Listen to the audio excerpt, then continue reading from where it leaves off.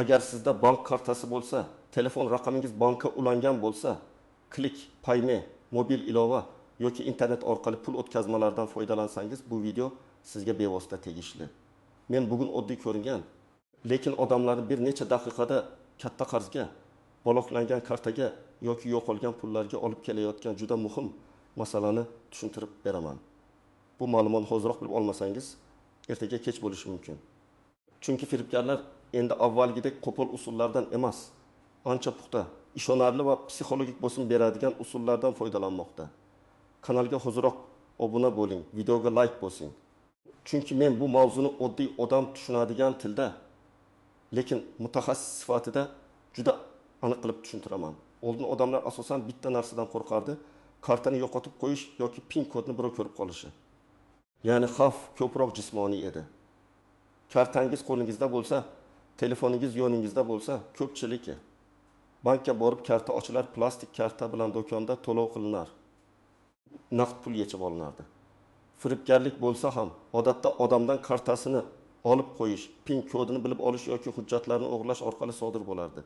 Hozir esa vaziyat butunlay o'zgardi. Endi siz kartani hech kimga bermasangiz ham, telefoningiz qo'lingizda tursa ham, pulingiz ketib qolishi mumkin. Sababi pulingizga kirish eshigi karta emas, telefon raqamingiz, SMS kod, mobil ilova. Shaxsiy ma'lumotlar va sizning ishonchingiz bo'lib qoldi.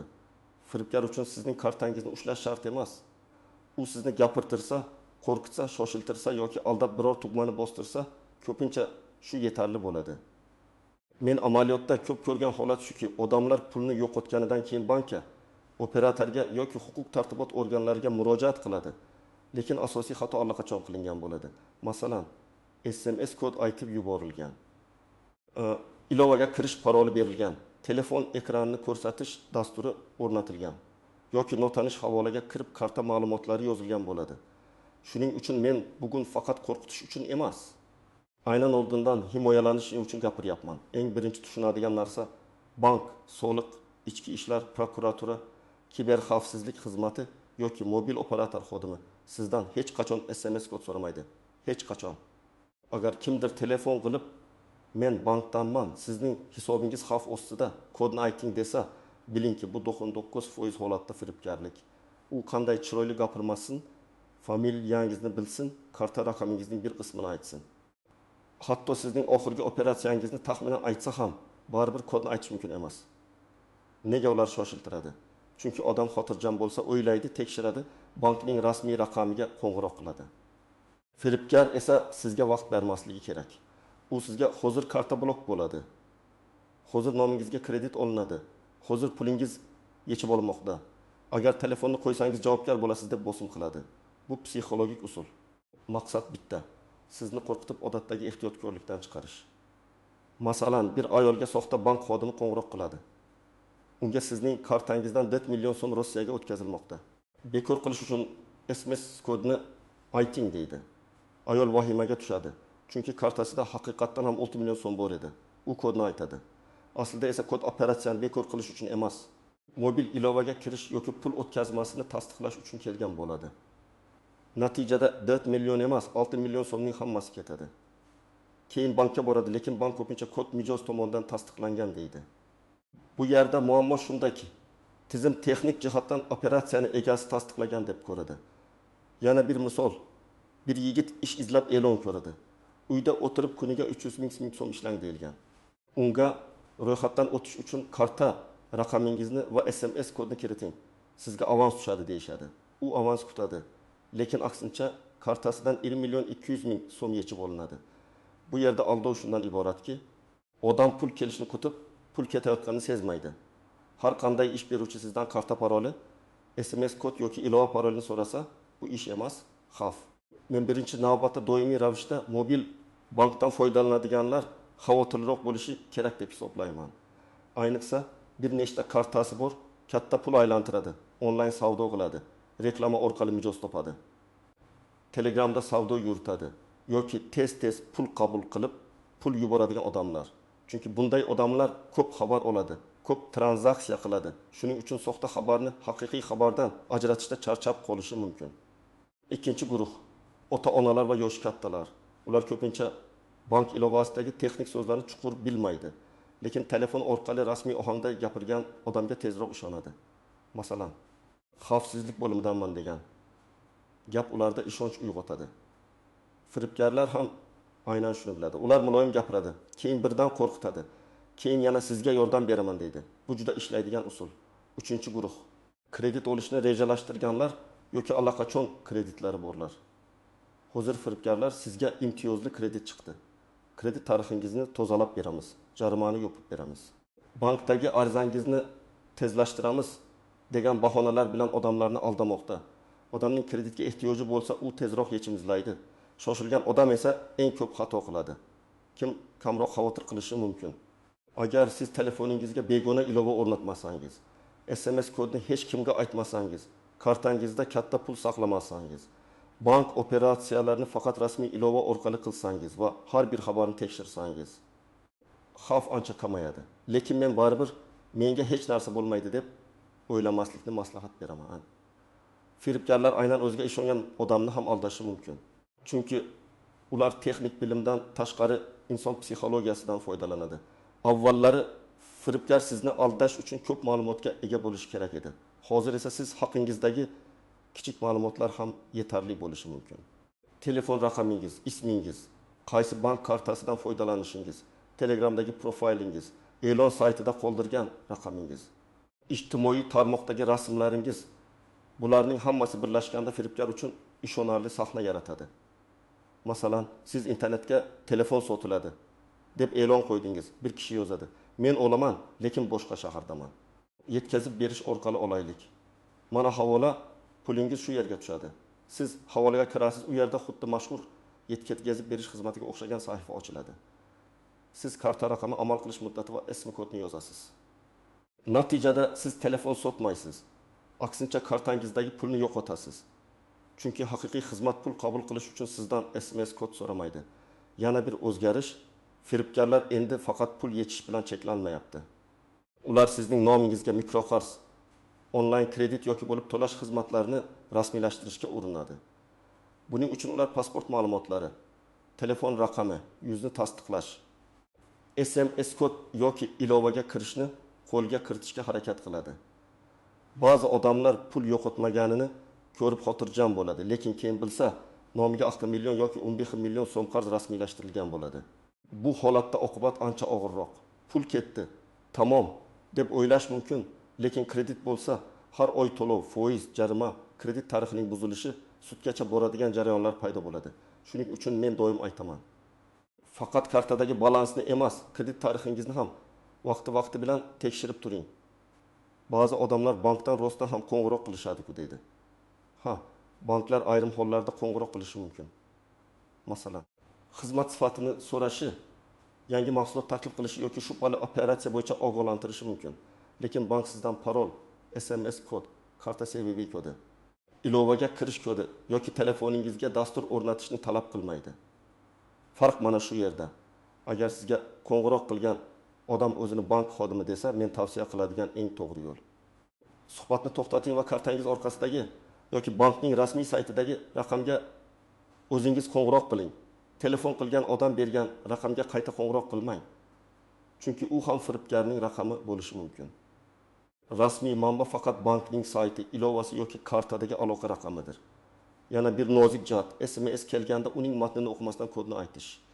Ko'p odam faqat 6 xonali raqamni ko'radi, xolos. Aslida SMS matnida nima tasdiqlanayotgani yoziladi. Masalan, ilovaga kirish kodi, pul o'tkazmasini tasdiqlash kodi, parolni tiklash kodi, kredit arizasini tasdiqlash kodi degan mazmun bo'lishi mumkin. Agar siz matnni diqqat bilan o'qisangiz, firibgarlikni shu zahot sezasiz. Kod hech qachon shunchaki kod emas. Kod bu sizning elektron imzoingizga o'xshash tasdiq. Yana bir xavfli holat, telefon ekranini ko'rish yoki boshqarish dasturlari. Firibgar men sizga yordam beraman, mana shu dasturni o'rnating deydi. Dastur nomi rasmiyga o'xshashi mumkin. Hatto do'stingiz ishlatadigan oddiy masofadan yordam dasturi bo'lishi mumkin. Muammo dasturning o'zida emas, unga kimga ruxsat berayotganingizda. Agar siz notanish odamga ekraningizni ko'rsatish yoki boshqarish ruxsatini bersangiz, SMSni ko'rishi, ilovaga kirishi, pul o'tkazishi yoki so'zlamalarni o'zgartirishi mumkin. Bundan tashqari pulni qaytarib beramiz degan ikkinchi aldov ham bor. Odam bir marta aldanadi. Keyin internetda yo'qolgan pulni qaytarib beramiz degan sahifaga yozadi. Ular biz kiber mutaxassisimiz, avval xizmat haqi to'lang deydi. Odam yana pul to'laydi. Ayrimlari hatto bankdagi odamimiz bor yoki prokuratura orqali hal qilamiz deb ishonch uyg'otadi. Men ochiq aytaman. Yo'qolgan pulni qonuniy qaytarish faqat bank, to'lov tizimi, mobil operator va huquq tartibot organlari orqali amalga oshiriladi. Telegramdagi noma'lum mutaxassisga pul to'lash vaziyatni yomonlashtiradi. Endi eng muhim qismga o'tamiz. Siz nima qilishingiz kerak? Birinchi qadam, hoziroq bank ilovangizga kirib, xavfsizlik sozlamalarini tekshiring. Ilovaga kirish uchun alohida PIN kod, biometrik tasdiqlash va kerak bo'lsa 2 bosqichli himoyani yoqing. Telefoningizning o'zida ham kuchli parol bo'lsin. Faqat ming tug'ilgan yil yoki oson topiladigan kod qo'ymang. Telefon qulflanmagan bo'lsa, bank ilovasi ham xavf ostida bo'ladi. Ikkinchi qadam, kartangizdagi limitlarni tekshiring. Ko'p banklarda kunlik pul o'tkazish limiti, internet to'lov limiti, naqd yetish limiti bo'ladi. Agar siz odatda kuniga 200 ming yoki 500 ming so'mdan ortiq pul ishlatmasangiz, limitni 20 million qilib qo'yishning hojati yo'q. Limit past bo'lsa, xato qilgan taqdiringizda ham zarar miqdori kamayadi. Katta to'lov kerak bo'lsa, limitni vaqtincha oshirib, keyin yana pasaytirish mumkin. Uchinchi qadam, asosiy pulingizni bitta kartada saqlamang. Men oddiy usulni maslahat beraman. Kundalik xarajatlar uchun alohida karta, jamg'arma yoki katta pul uchun alohida karta. Kundalik kartada faqat kerakli summa tursin. Masalan, oziq-ovqat, yo'l, kichik to'lovlar uchun 300 ming yoki 500 ming so'm. Katta pul turgan karta bilan internetda to'lov qilmang. E'lon saytlarga bog'lamang, notanish xizmatlarga kiritmang. 4-qadam, telefon raqamingizni himoya qiling. Chunki bankka bog'langan raqam juda muhim. Sim kartangiz nomingizga rasmiylashtirilganmi? Tekshiring. Agar raqam boshqa odam nomida bo'lsa, uni o'z nomingizga o'tkazing. Sim karta yo'qolsa yoki ishlamay qolsa, darhol operatorga boring. Chunki telefon raqamini qo'lga kiritish orqali ko'p xizmatlarga kirish mumkin. Ayrim firibgarlar avval telefon raqamini tiklashga, keyin bank ilovasiga kirishga urinadi. 5-qadam, hujjatlaringizni begona joyga yubormang. Pasport rasmi, ID karta, selfie, yashash manzili. Karta rasmi bular oddiy rasm emas, shaxsiy ma'lumot. Agar sizdan ro'yxatdan o'tish uchun pasportingizni yuboring deyishsa, avval kim so'rayotganini tekshiring. Rasmiy tashkilot bo'lsa, uning saytida, ofisi, litsenziyasi va aloqa kanallari bo'ladi. Telegramdagi noma'lum akkauntga hujjat yuborish juda katta xavf. Agar siz kodni aytib yuborgan bo'lsangiz yoki pul ketgan bo'lsa, vaqtni boy bermang. Birinchi qiladigan ish, darhol bankka qo'ng'iroq qilib, kartani va mobil ilovani bloklatish. Bu yerda uyalmang, kutmang, balki qaytar deb o'tirmang. Har bir daqiqa muhim. Bankka aniq ayting, men firibgarlik holatiga duch keldim, kartamni bloklang. Mobil ilovaga kirishni to'xtating, oxirgi operatsiyalarini tekshiring. Keyin bankdan ariza qabul qilishni so'rang. Iloji bo'lsa, bank filialiga boring va yozma ariza qoldiring. Arizada sana vaqt qo'ng'iroq qilgan raqam, qanday gaplashgani, qanday kod aytilgani, qancha pul ketgani, qaysi karta yoki hisobdan ketgani aniq yozilsin. Arizaning nusxasi yoki ro'yxatga olinganini tasdiqlovchi ma'lumotni oling.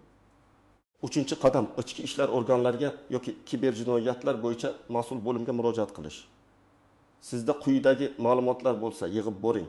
Pasport yoki ID karta, bank kartasi ma'lumotlari, tranzaksiya cheki, SMSlar skrinshoti, qo'ng'iroq qilgan raqam, Telegram yozishmalari, havola manzili, pul o'tgan hisob yoki karta raqami, bankka bergan arizangiz nusxasi, har bir detal kerak bo'lishi mumkin. Men aldandim deyishning o'zi kamlik qiladi. Dalillar jarayonini tezlashtiradi. 4-qadam, parollarni o'zgartiring. Bank ilovasi, email, Telegram, ijtimoiy tarmoqlar, davlat xizmatlari portali, bulutli saqlash xizmatlari hammasini tekshiring. Chunki bitta joydan kirish olgan odam boshqa joylarni ham sinashi mumkin. Ayniqsa email muhim, chunki ko'p xizmatlarda parolni tiklash email orqali bo'ladi.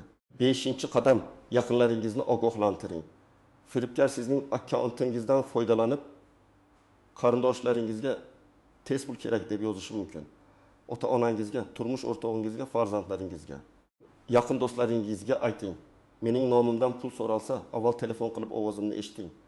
Bu oddiy gap katta zararni oldini oladi.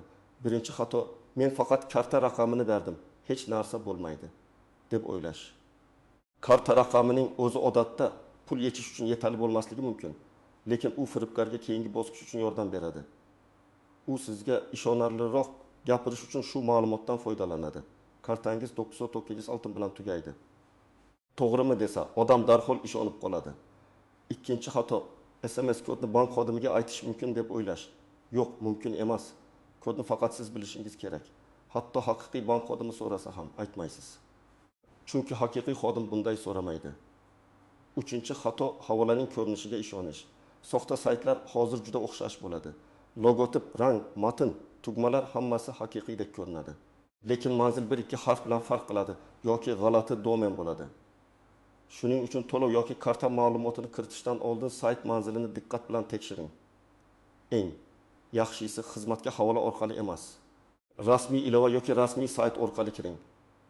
To'rtinchi xato, pulim kam, meni aldashmaydi deb o'ylash. Firibgar uchun 1000 so'm ham pul. U bir kunda yuzlab odamga yozadi. Har biridan o'z-o'zidan olsa ham katta summa yig'iladi. Bundan tashqari, kartangizda pul bo'lmasa ham nomingizga kredit rasmiylashtirishga urinishlari mumkin. 5-xato, bolalarga telefonni nazoratsiz berish.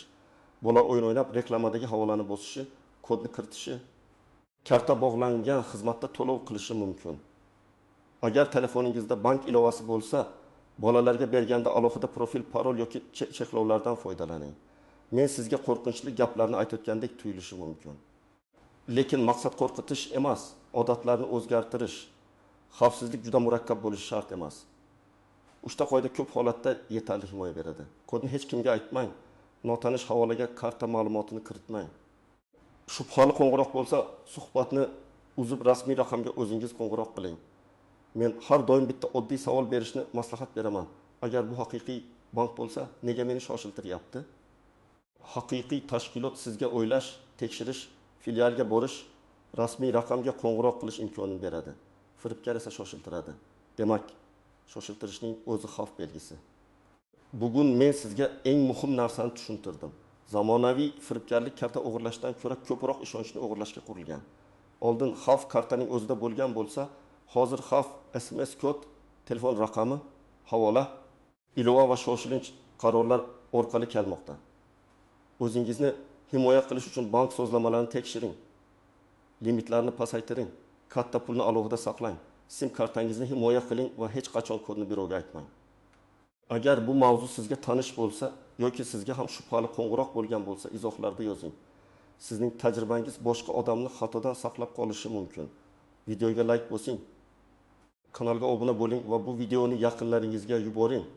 Ayniqsa ota-onangiz, farzandlaringiz va bank ilovasidan foydalanadigan tanishlaringiz albatta ko'rsin.